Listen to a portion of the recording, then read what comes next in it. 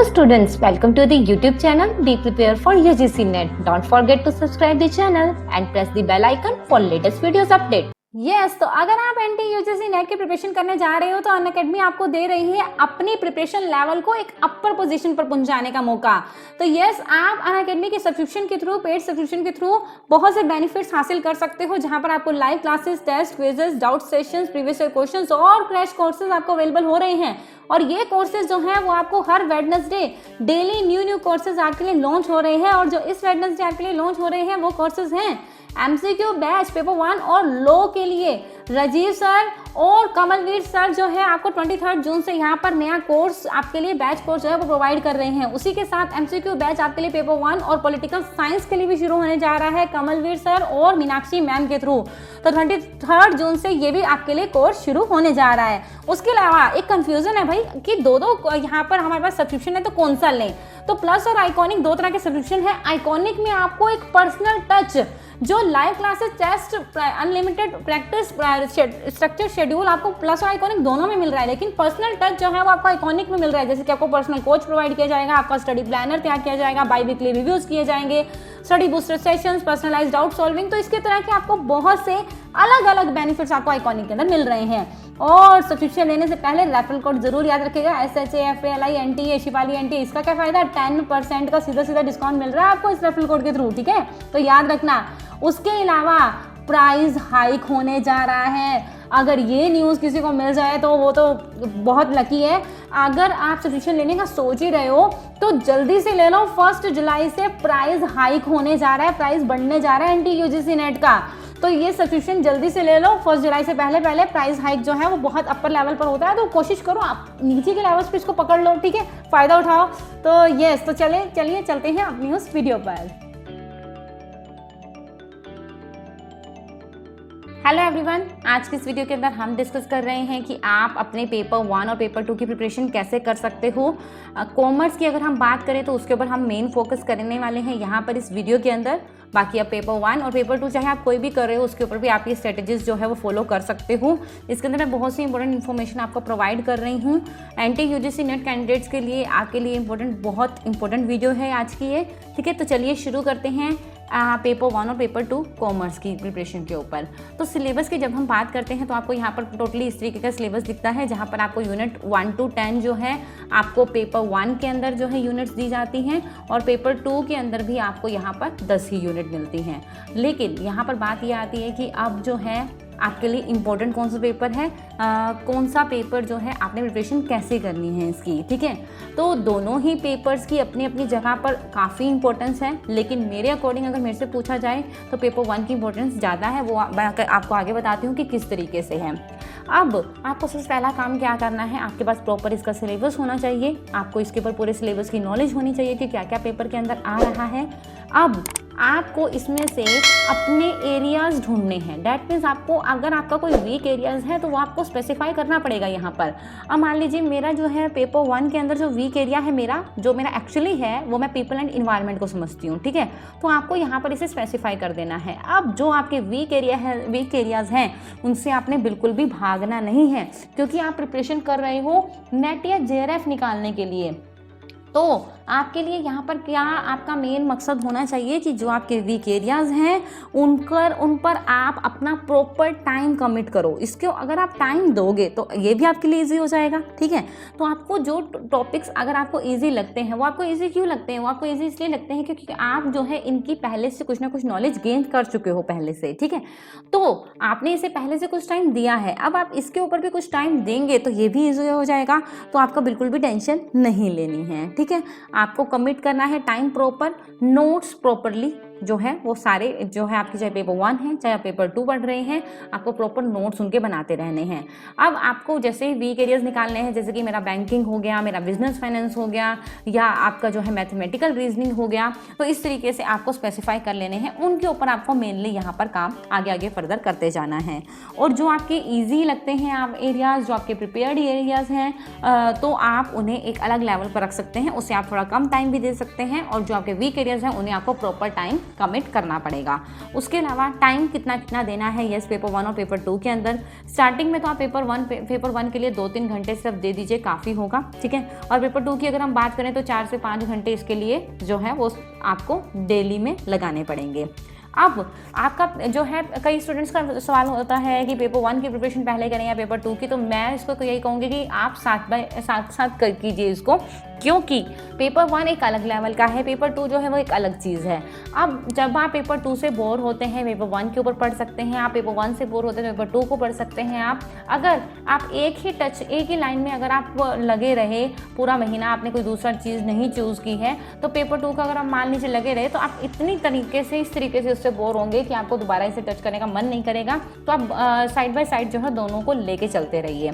2 से 3 घंटे आप पेपर 1 को दीजिए, 4 से 5 घंटे आप प्रिपरेशन पेपर 2 को दीजिए, इतना सफिशिएंट होगा। हाँ, पेपर के पास आकर आप अपना टाइम जो है वैसे इंक्रीज कर सकते हैं, लेकिन अभी जो है इतना सफिशिएंट रहता है आपके लिए। यूजीसी नेट का प्रिपरेशन कोई हवा नहीं है, काफ़ी इजी पेपर है, बट आपकी एक प्रॉपर स्ट्रेटेजी के थ्रू प्रिपरेशन हुई हो, ठीक है।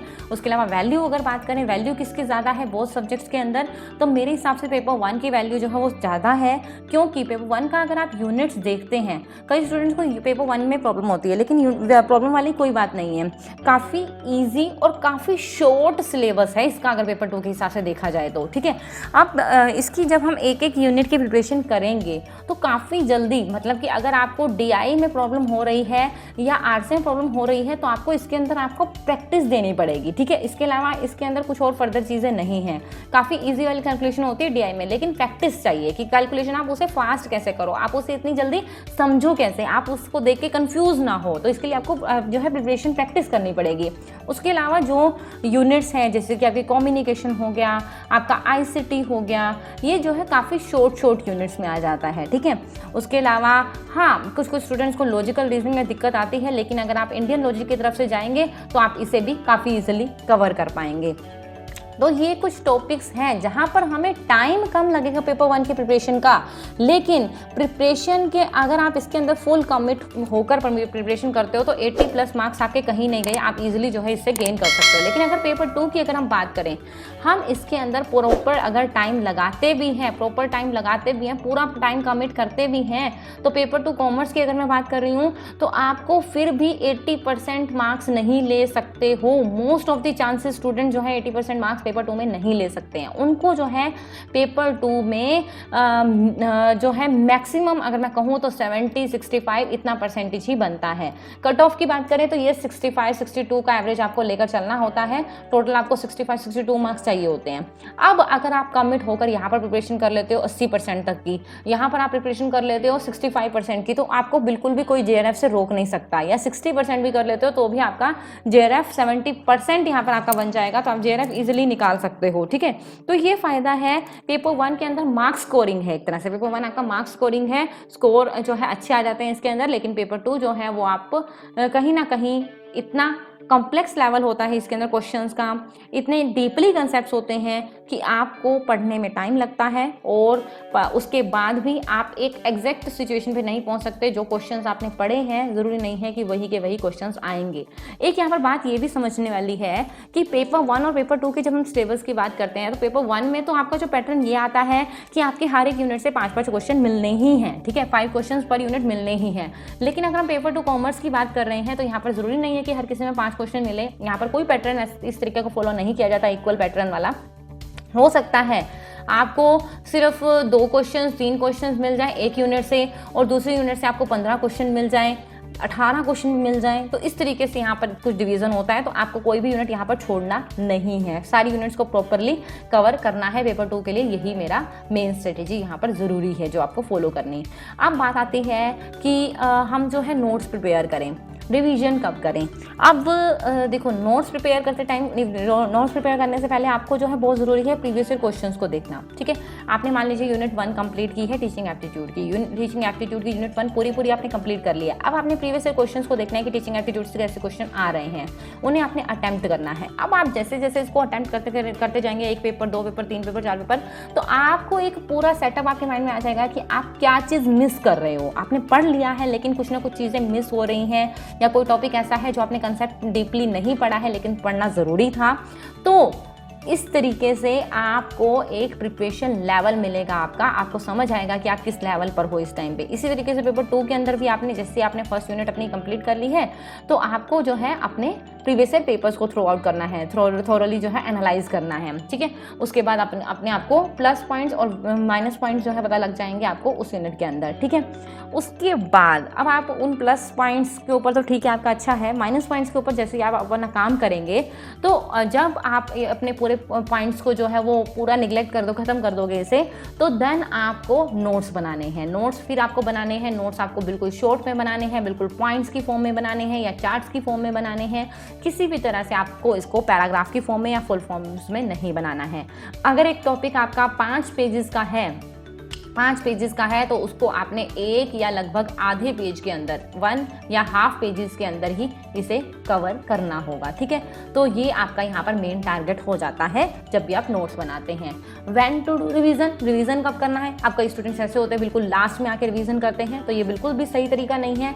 आपको जो है रिवीजन वो जब आपकी प्रिपरेशन, जैसे आपकी यूनिट 1 जो है वो ख़त्म हो रही है, यूनिट 2 आपने कर ली है, तो आपको यूनिट 1 की प्रिपरेशन एक बार रिवीजन दोबारा से कर लेनी है, ठीक है। मतलब कि हर एक 15 दिन के बाद या 1 महीने के बाद, 1 मंथ का टाइम ले लीजिए आप, 1 मंथ के अंदर आपको जो है, जो आपने कर लिया है पहले से, नोट्स बना लिए हैं, उसे रिवाइज करना है हर महीने, ठीक है।